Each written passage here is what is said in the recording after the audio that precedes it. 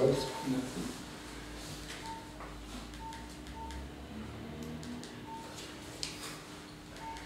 дошли, първо да ви кажа.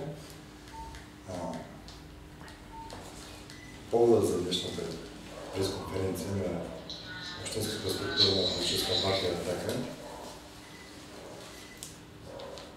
ще стане ясен след малко. Изначало да започнем с малко предистория. Преди една година Общинската структура на „Атака“ на свое събрание реши да не издига кандидатура на местните избори, а да подкрепи такава независима и в битката за местния парламент да участва самостоятелно със собствена листа. Подкрепата на „Атака“ бе дадена на доктор Татяна Ганчева,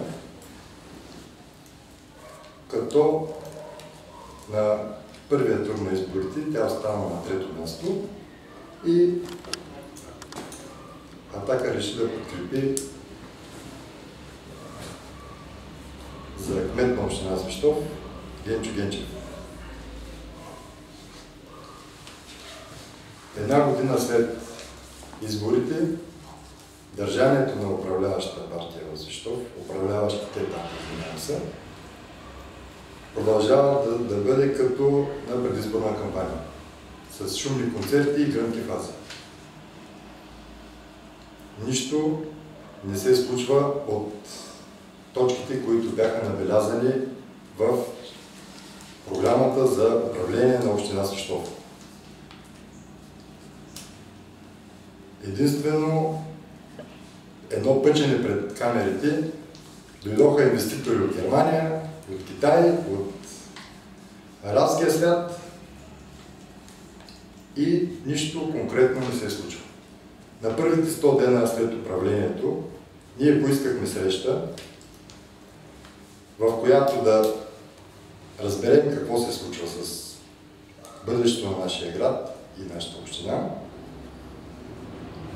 Такава среща ни бе отказана, понеже е много рано и чухме само оправдания от тежкото наследство, което остана. Изчакахме вече една година минала от реалната власт на новото управление и положението е все същото.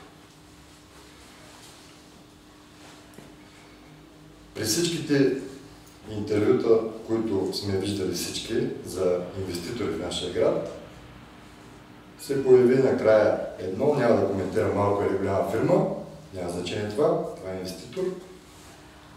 И ръководството на община Свищов реши да измести децата, които спортуват в физкултурния салон на гимназия Алеко Стантилов.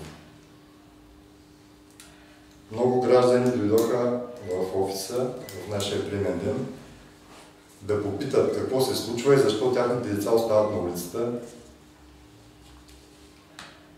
Споменаха, че са събирали средства за настилка, за климатик в това помещение и в един момент децата им няма къде да тренират. Освен, че моралният казус тук, гониш деца оттам, за да влезе инвеститор, добре, но идва и законове.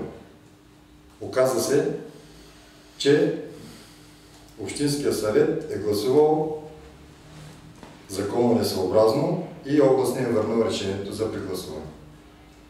Там не може да има производствен цели. Училището е все още със статут, сградата не е променена, а в двора на училището или в сградата на училището не може да има производство. Мисля, че за тази една година кредита на доверие, който дадохме политическа партия „Атака“ в нашия град, за да се случат така нещата, е изчерпан.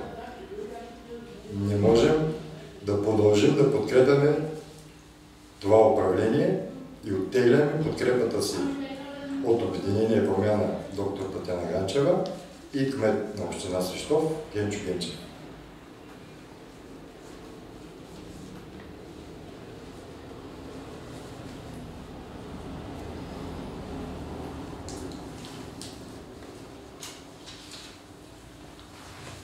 Ако имате някакви въпроси,